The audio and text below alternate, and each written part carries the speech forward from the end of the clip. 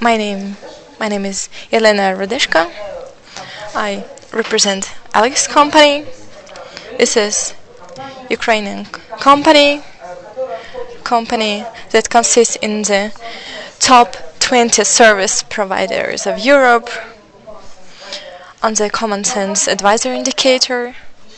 This company is among the biggest IT Ukrainian companies. We offer high technology and innovational solutions. I would like to say about my company is that we have very talented staff. Why they're talented and creative?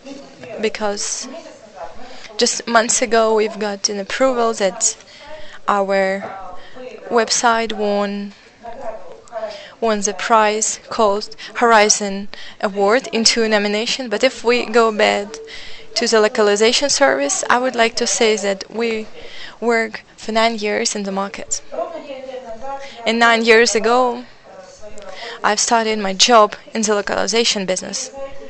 And during these 9 years, I've accumulated some experience that I would like to share with you. There's a short plan of my presentation. I will have a short overview of the localization market, criteria of the success of our business, to define who are our end buyers.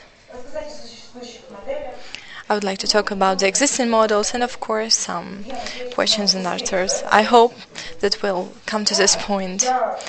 So when I was thinking what I want to tell you about in this presentation, and on such amount of people, this is my first presentation on such amount of people, I imagined myself at the shore of the ocean, and it's like my first diving experience. It was an experience where I was under the water, and I've read about 3 meters, 1 atmosphere, 3 meters more, and it's 2 atmospheres. So I'm diving, I'm thinking, what's a disaster? I want to go back. God, please save me. Go on top, and here I see a flock of fish. So I was relaxed, and equally I was walking around, I was worried, and I listened to my colleagues who presented before, and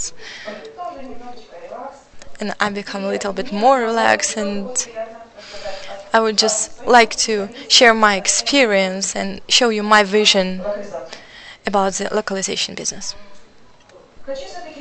I would like to start with a company called Common Sense Advisor, which I was talked about. They provide annual statements and they monitor market, localization market and language market.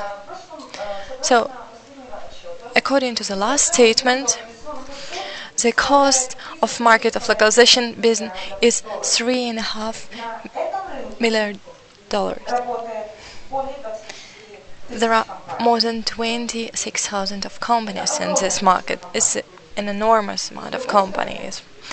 From the other point of view, if we look through of their analysis and data of the previous years, and in 2009,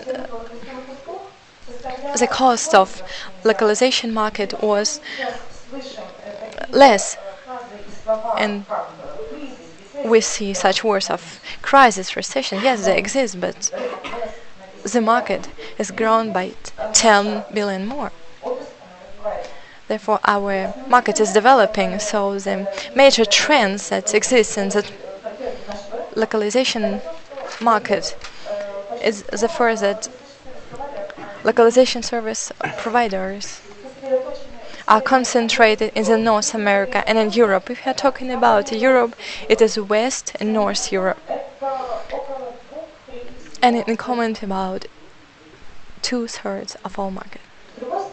From the other part, the trends that determine our market is a total globalization. Why total globalization? First of all, because 3/4 of users prefer to see their product and to work with their product in their own language. It means that while there is a comprehensive globalization, our market will be growing. At the same time, everything is developing and there is more demand for the services. If we're talking about crisis and we're talking about globalization, of course it had some effect on our industry. We've had a lower demand for our product. Everyone heard about cost saving. It's the most popular thing that you could hear about. But you should remember that lower price doesn't mean lower quality. My colleagues already talked about it, but it's really true. If you have lower quality, then you're lost in this market. There is a reduction of time and performing of orders. Everything goes faster and faster, and to achieve this temp, it is possible only by using automation. And this trend exists on the market, that everything will be automatized, even more than you can imagine. So in order to survive in this market, even big companies and our clients, they're interested in using innovative solutions. From the other point of view, let's remember the number 26,000 of localization service providers means high level of competency. In order to feel yourself comfortable in the market, let's define what are the success criteria for companies who provide services. Some language services or localization services. If we go very quickly, these are stability,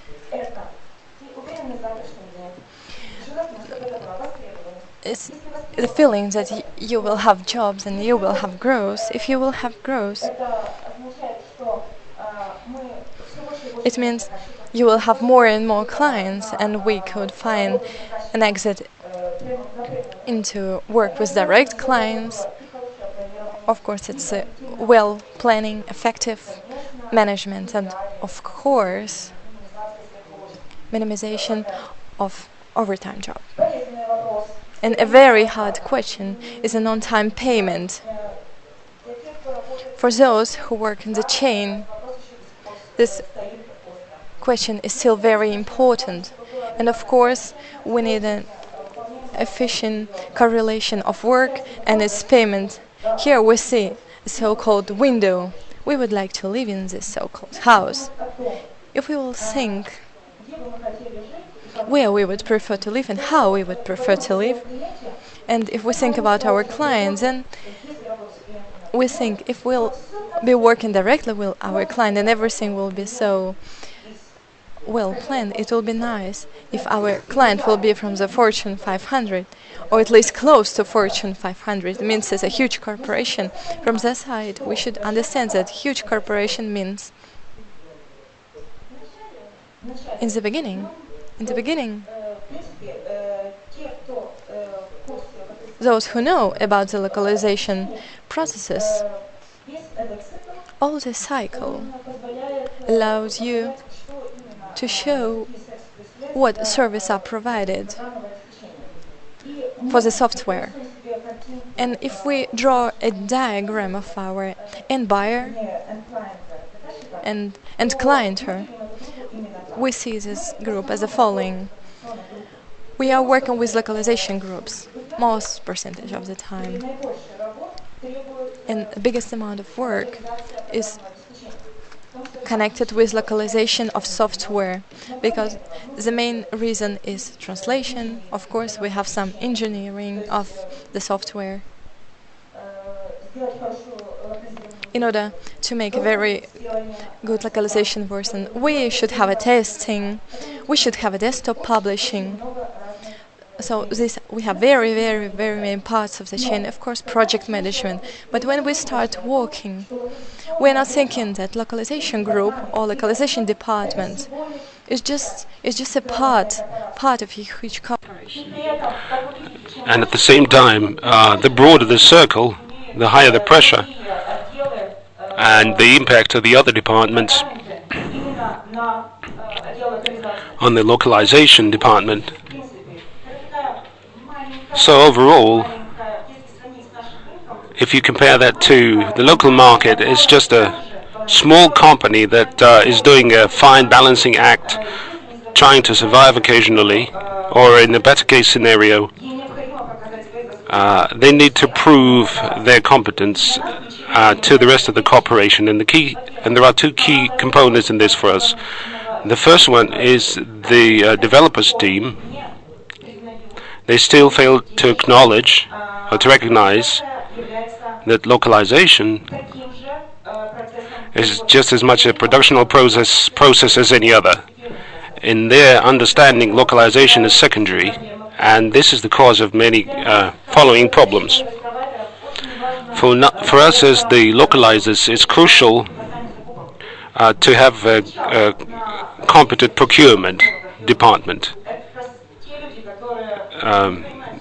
This department is made of the people who are mostly focused on the financial indicators. They don't care much about anything else. The rest of the departments have some significant impact too. However, the localization department also has to do a fine balancing act. If you look into details of this, then the key factors of Lsp selection by a major client are made of the following steps. They select the LSPs by the turnaround time, by quality assurance, availability, by technology. What I mean by technology is the compliance with the technologies of the major corporation or the enterprise. Also, cost is very important. We have been discussing this in detail. It's a painful subject for everyone. Access to systems, what does that imply? To get access to the systems, everything should be set up on our end as an LSP, so that later we can provide adequate services and interact with our end client. And the last point, it's been very relevant over the last 4 years. It has to do with the minimal fragmentation of the production process. So a process of consolidation is underway. Also, there are some extra factors that are enterprise sensible. It depends on the structure and the in-house policies. This may have to do with the information security requirements, because the commercial secret is crucial nowadays.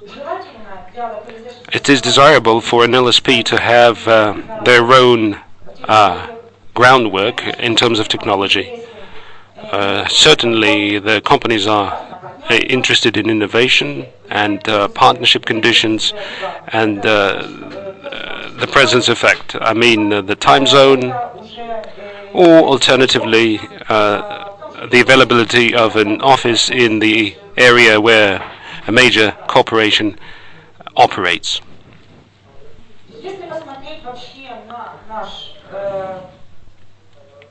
If you were to look at our market,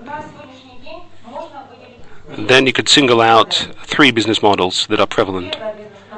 The first model is focused on translations. It's translation-centric. This is something we can discuss. The second model is focused on platform-centric. And the third model, I called it product delivery model. Now, as I said before, I'd like to say a bit more about every model. Translation-centric one. You're all familiar with this kind of supply chain, and it's the survival of the fittest principle that works. We all remember the rules. We have an inclined and MLV, which is an LSP. We met some representatives of those yesterday. Then we might have a single language vendor or a regional language vendor. There's some interaction with freelancers involved, so this is a vertical chain from top to bottom.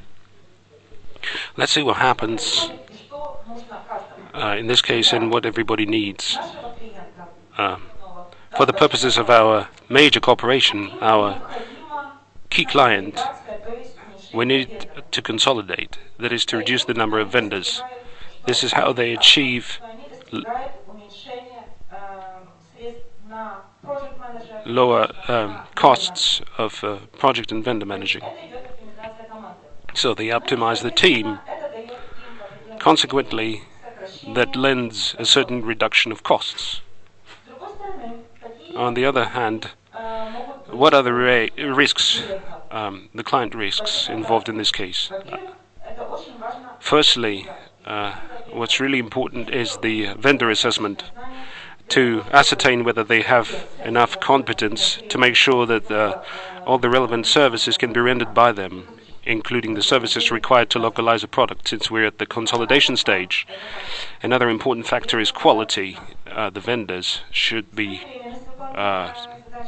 confident in their quality. Also, the timeliness is crucial, and also the compliance of the processes.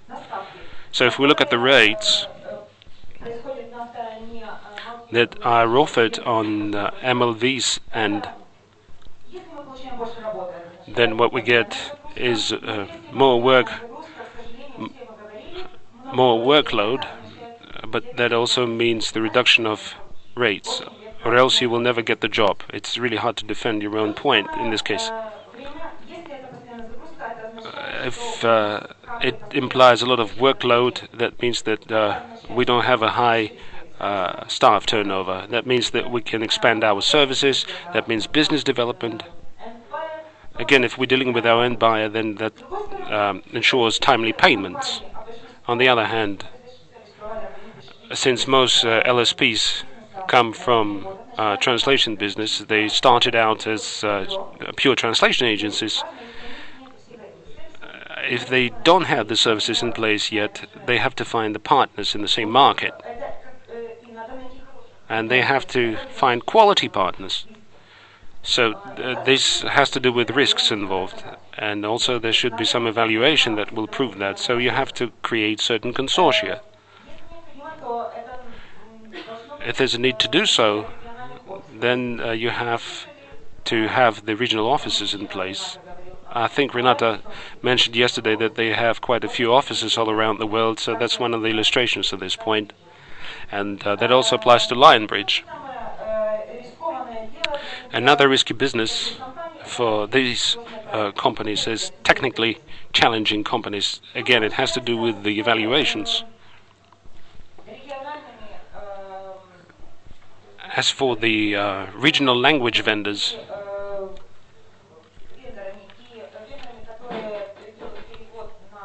and single language vendors, their rate only suffices, is derived from the work provided by LSP. But again, they are under price pressure. But on the positive side, we can say that some requirements, like information security, will not be as strict. What are the risks involved? Those are quite high. For one thing, it's downtime, which causes a high staff turnover. Also, it involves high competence, which I mentioned before. It also has to do with direct communication with the client, where it is difficult to get clear information, and you have to spend a lot of time doing that because you have to follow the chain of communication. It also depends on the kind of LSPs involved, but I've heard that sometimes there are some payment delays. So this is the general picture that we're getting. If you look at this through the lens of the underwater world, there's nothing new about that. It's all about the survival of the fittest. I think this chart depicts that well. Okay, let's look at the second model, which is a more sophisticated one. This is platform-centric model. The main principle is based on innovative decisions, and it's crucial that this innovative decision should be in high demand. Let's go back to the underwater world again.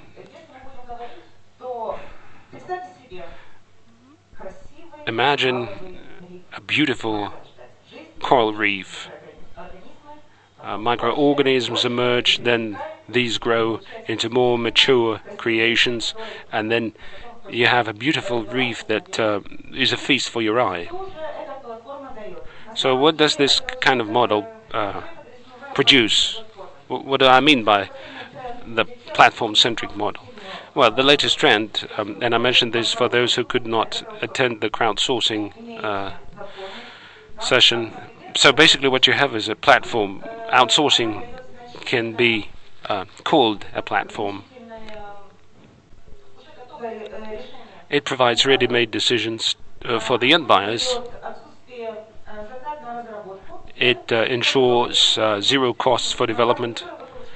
This is a platform that provides work for you.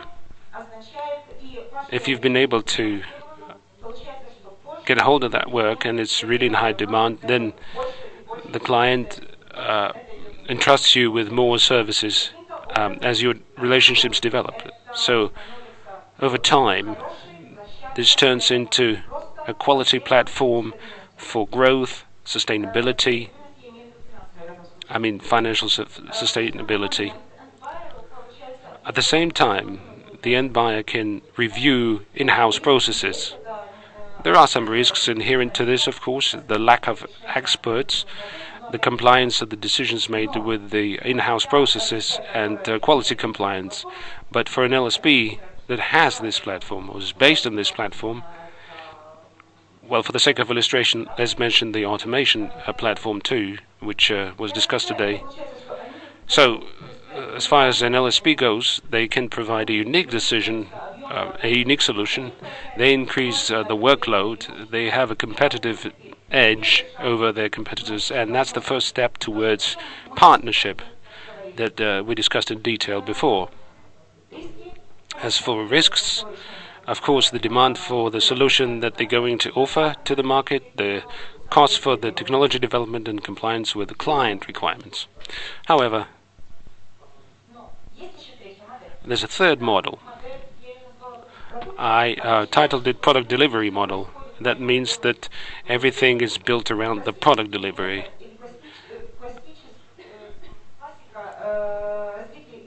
A classic way of developing localization business can be reduced to the fact that the translation agencies, as they mature, develop their businesses and services. But can there be a truly new model to do this? It's the model of product delivery that can be called new. I represent ELEKS company, and I mentioned that our background is in IT, and so we entered localization market with the IT technology and skills and knowledge. So the principle of this model is built around partnership. Let's go back to the old associations. There's a special type of fish that tend to swim in swarms around the predators, like sharks. So they're actually following the course of the bigger fish. And that's how you can look at this model. Note that all LSPs are really just one localization service provider. If you go back to the big circle and the big chart, then in reality we'll see that the advantage and partnership options are as follows. If the client has trust,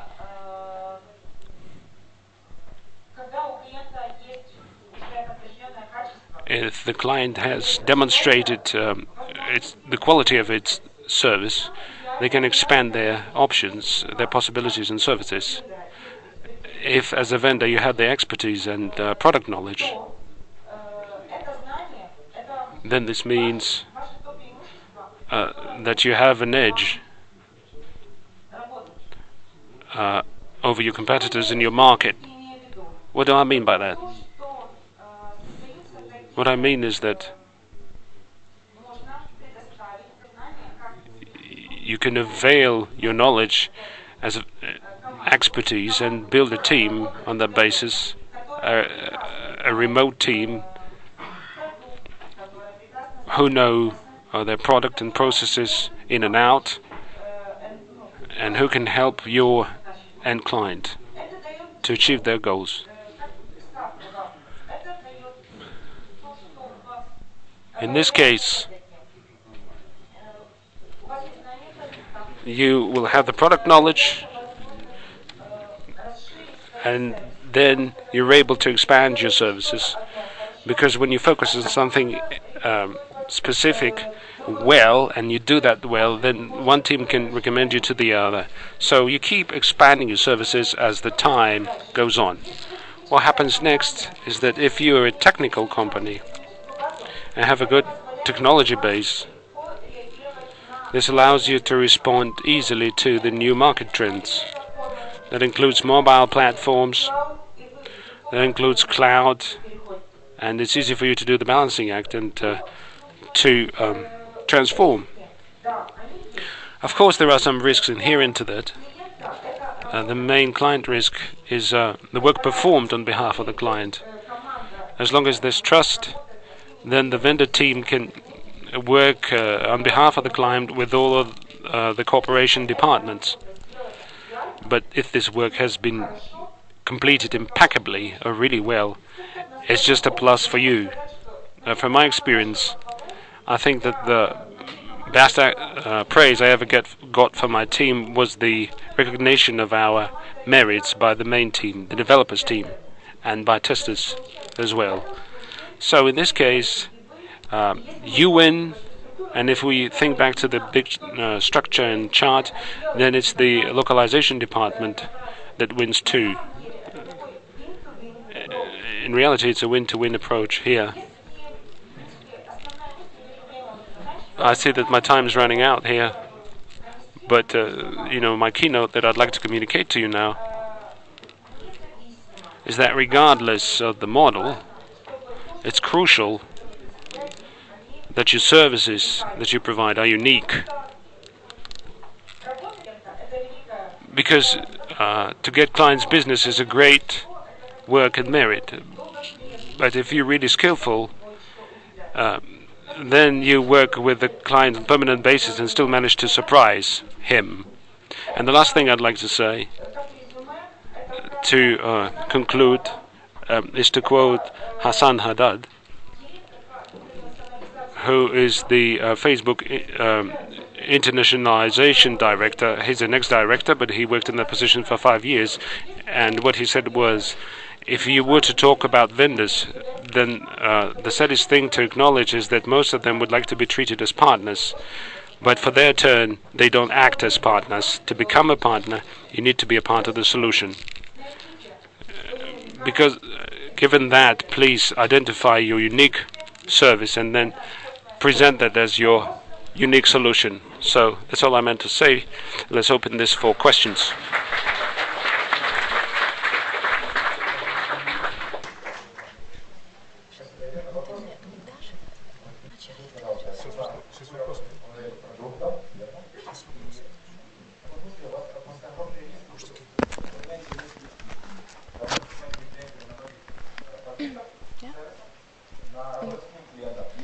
To work with one client, and if this big fish goes away from you, then your company loses a lot of margin. I don't talk about that we need to work just with one client. No. You have to understand that it is great if all of the clients could use this platform, but it is not possible that it will be just one client. I've just gave you an example of work with one client because many people see their client as a very big LSP, but no one thinks that they have experience with a foreign company. Yeah, we can say that ELEKS work with corporations who are in the Fortune 500. There can be many sharks, not only one, just a huge flock of sharks. Among those factors of choosing LSP, you've called the minimization of the process of production, so the minimal chain parts in the process, the minimal fragmentation. Please tell me how does your company achieve this? I would like to explain. When I called about the minimal fragmentation, I've told this from the point of view of our clients. Why?